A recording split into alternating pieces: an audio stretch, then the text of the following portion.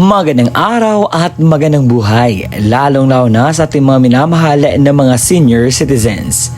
Sa araw po na ito ay pag-uusapan po natin ang mga payout ng ating mga benepisyaryo sa Social Pension for Indigent Senior Citizens. Kaka-upload ko nga lang po ng isa pong vlog patungkol po sa kanilang payout at mayroon namang nagtatanong sa akin, Sir, sa Cagayan de Oro po, kailan po ang payout? Dito po sa amin sa Batangas, Santo Tomas, Barangay Santo Niño, kailan po ba? Attention sa mga senior citizens, may payout releasing na, payout schedule March 4, 2026. Alamin natin ang buong detalye sa balitang ito. Ang nakahanda na mga pahayag ngayong araw o mga impormasyon, una, ang mga lugar kung saan may magaganap na payout sa Social Pension for Indigent Senior Citizens. Pangalawa, anong oras po magaganap ang inyong payout?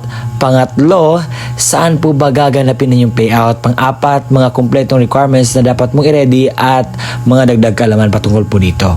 Kung gusto mo ang ating content, baka naman makahit ka dyan ng subscribe button dyan nang sa gayon matulungan mo din ako. At hindi na natin papatagalin ng oras na ito'y mabigyan ng kasagutan ang katanungan galing sa ating mga tagapanood. Ang una po sa ating listahan ay ang Iligan City. Announcement sa lahat po ng mga senior citizens sa Barangay Digkilaan.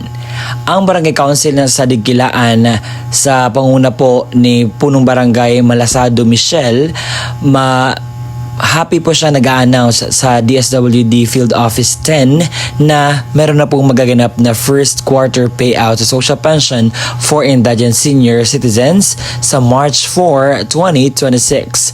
At magsisimula po ito alas 8 ng umaga at pupunta po kayo sa Barangay Digkilaan Gymnasium para po ito sa 184 na beneficiaryo sa barangay. At ito po ang mga kumpletong mga pangalan na nakasulat po na kukuha ng payout sa March 4, 2026. Kayo lang po ang mag-post nito na sa gayon po malaman po ninyo ang mga pangalan po na nakalista dito.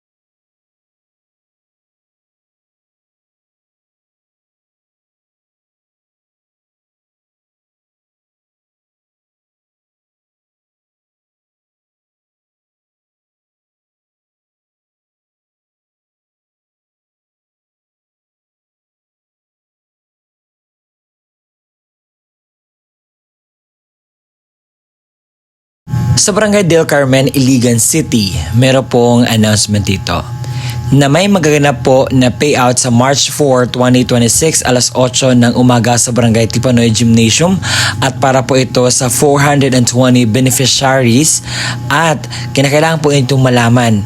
Ngayon po may nakalista akong mga pangalan ng mawi-payout sa araw po ng March 4, 2026. Kayo lamang po ang mag-post ito na sa gayon malaman po ninyo.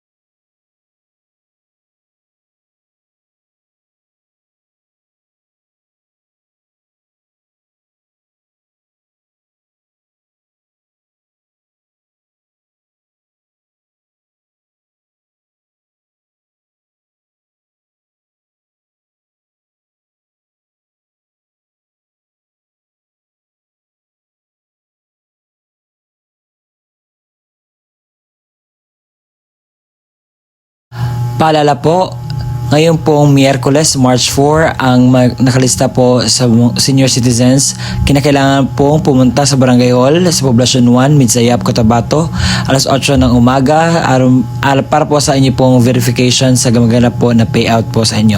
Ito po ang mga pangalan na nakalista.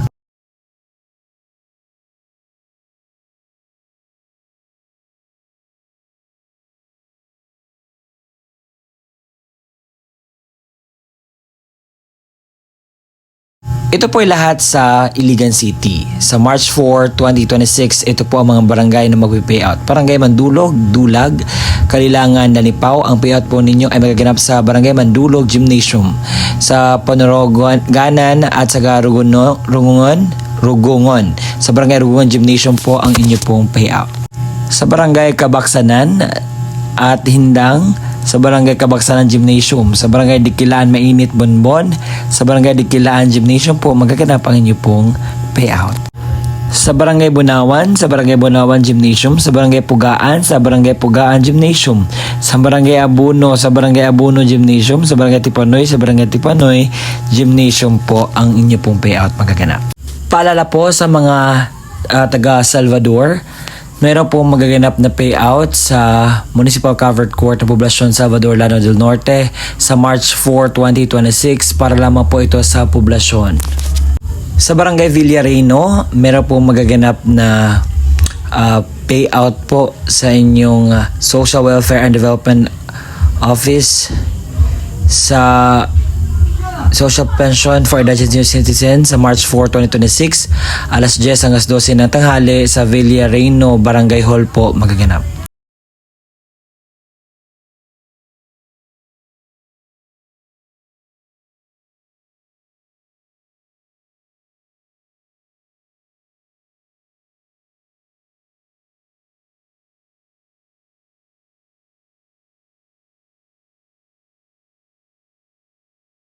Hello po mga tatay at nanay, lolo at lola. Dito po sa Barangay Abuno ay meron pong magaganap na payout sa Social Pension for Indigent Senior Citizens sa March 4, 2026.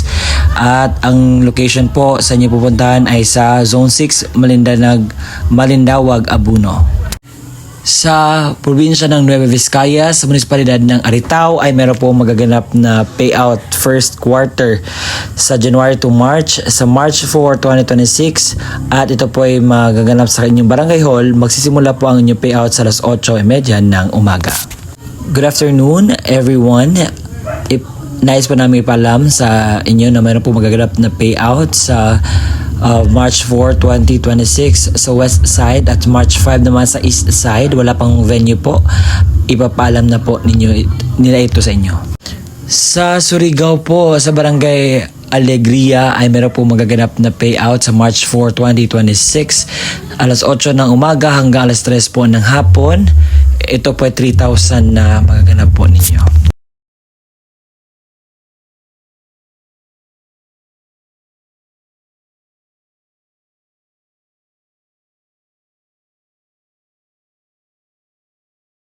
Ito po ang mga pensioners na kukuha ng beneficiaryo nila sa March 4, 2026 sa Bunawan Gymnasium. Kayo na po bahala ang mag-post po nito.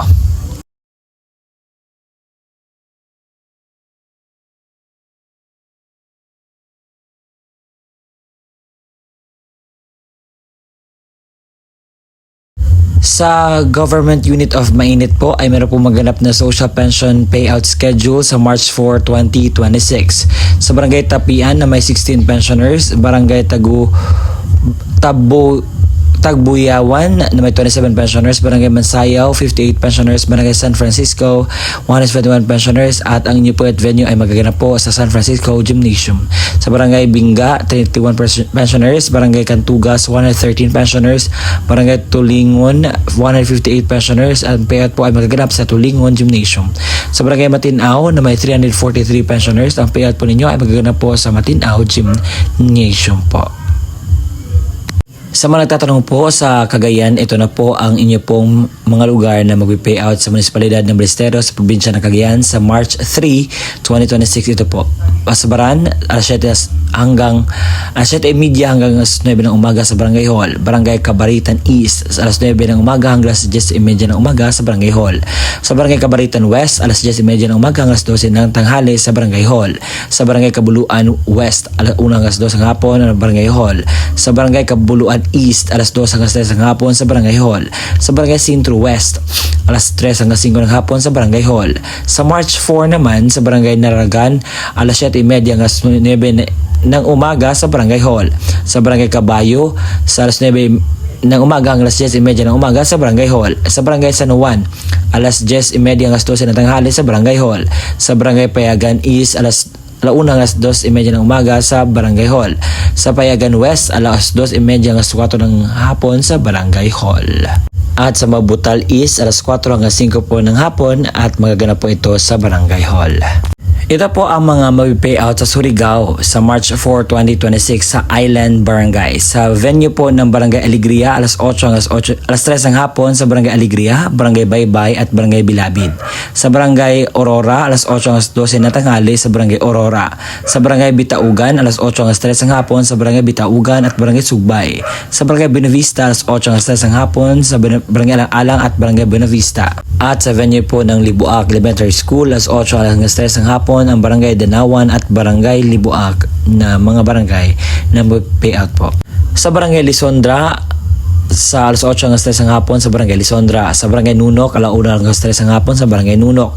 Sa Barangay San Jose, alas 8 hanggang 3:30 ng hapon sa Barangay Kagutsan, Barangay Manhagaw at Barangay San Jose.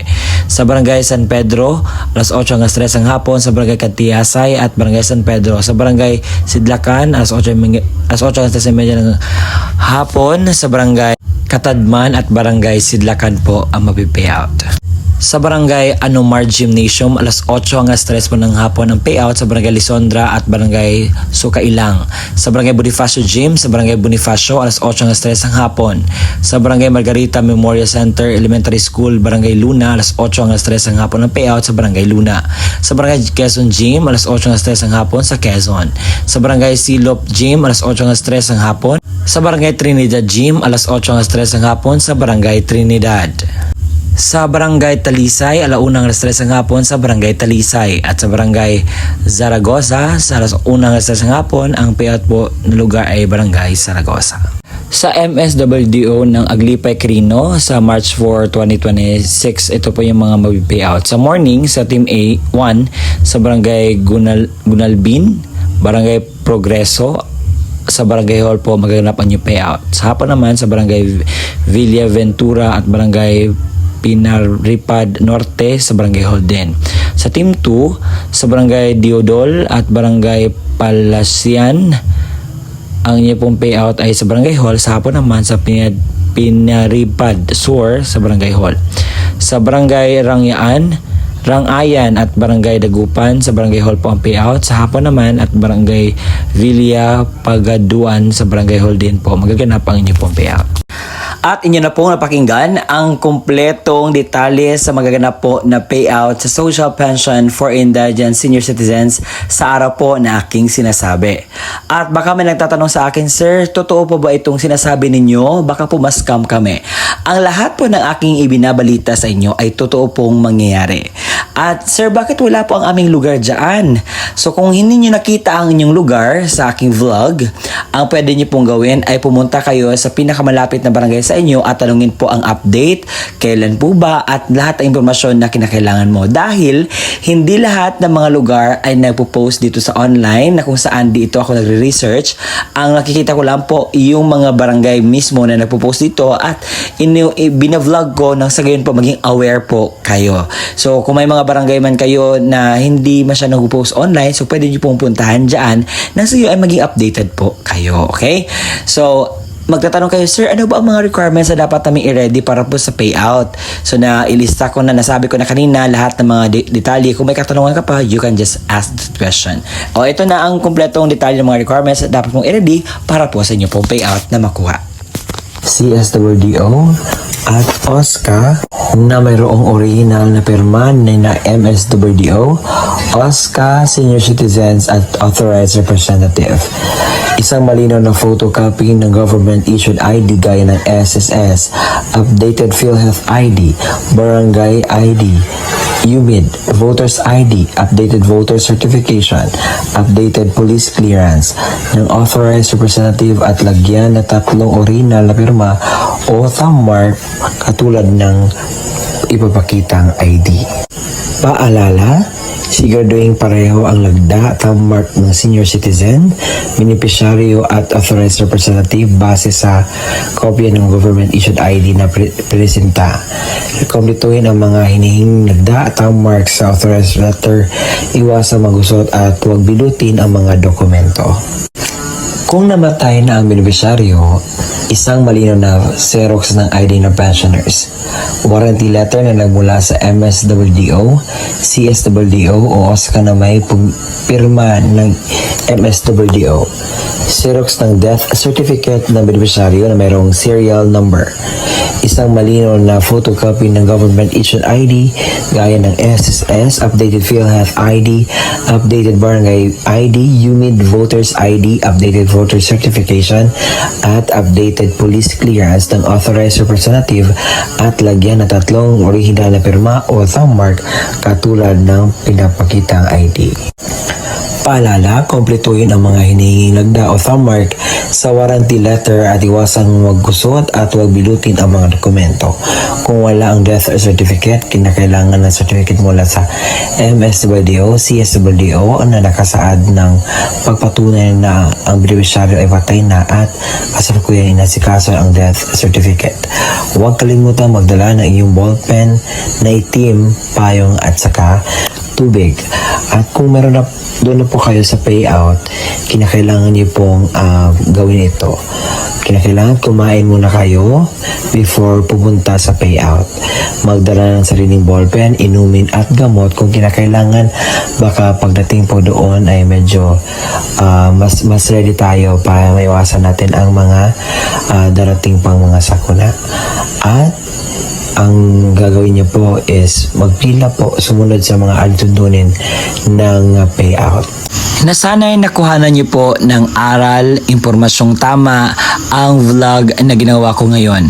Ang purpose lamang po nito is to aware you about the happenings and the benefits na makukuha ninyo sa bigay po ng ating gobyerno. Kaya naman, kung nakita at napakinggan ninyo ang balitang ito na urgent po at kinakailangan yung puntahan, kinakailangan yung i-clear, kung ano man yung dapat yung i-ready, gawin nyo na po yan ngayon. No? Sa gayon po ay makuha nyo po ang inyo pong benepisyo na galing po sa ating gobyerno. And congratulations po sa lahat po ng mga makakatanggap ng pension at makukuha ng kanilang payout.